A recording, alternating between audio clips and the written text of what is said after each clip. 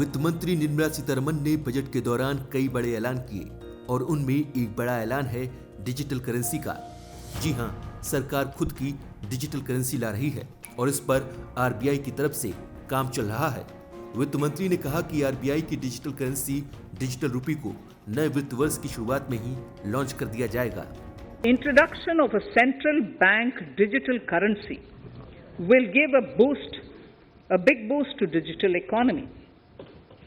Digital currency will also lead to a more efficient and cheaper currency management system. It is therefore proposed to introduce digital rupee using blockchain and other technologies to be issued by the Reserve Bank of India starting 2022 and 23. Digital currency को blockchain technology और दूसरी technology के इस्तेमाल के जरिए पेश किया जाएगा। ये डिजिटल इकोनॉमी को बिग बूस्ट देगा। करेंसी मैनेजमेंट को ज्यादा एफिशिएंट और कम लागत वाला बनाया जाएगा। अब आपको बताते हैं कि डिजिटल करेंसी आखिर है क्या। डिजिटल करेंसी का पूरा नाम सेंट्रल बैंक डिजिटल करेंसी है। इसे रिजर्व बैंक जारी करता है और सरकार की मान्यता मिलती है। ये केंद्रीय बैंक की बैलेंस शीट में भी शामिल होती है। इसकी खासियत यह है कि इसे देश की सॉवरेन करेंसी में बदला जा सकता है। भारत के मामले में आप इसे डिजिटल रुपया कह सकते हैं। डिजिटल करेंसी दो तरह की होती है, रिटेल और होलसेल। रिटेल डिजिटल करेंसी का इस्तेमाल आम लोग और कंपनियां करती हैं, जबकि होलसेल डिजिटल करेंसी का इस्तेमाल वित्तीय संस्थाओं के जरिए किया जाता है। अब आपको बताते हैं कि इस डिजिटल करेंसी के क्या फायदे हैं। दरअसल ये कम खर्चीली है, ट्रांजैक्शन भी तेजी से हो सकते हैं।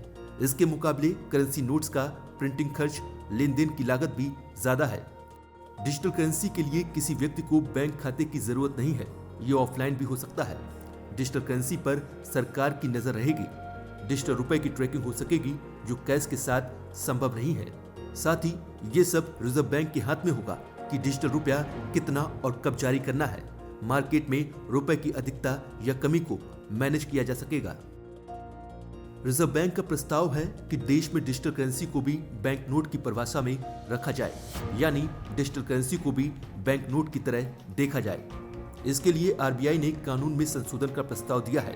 सेंट्रल बैंक की डिजिटल करेंसी को ट्रांसफर करने के लिए इंटरमीडियरीज की जरूरत होगी। अब आपको बताते हैं कि डिजिटल और क्रिप्टो करेंसी में क्या अंतर है।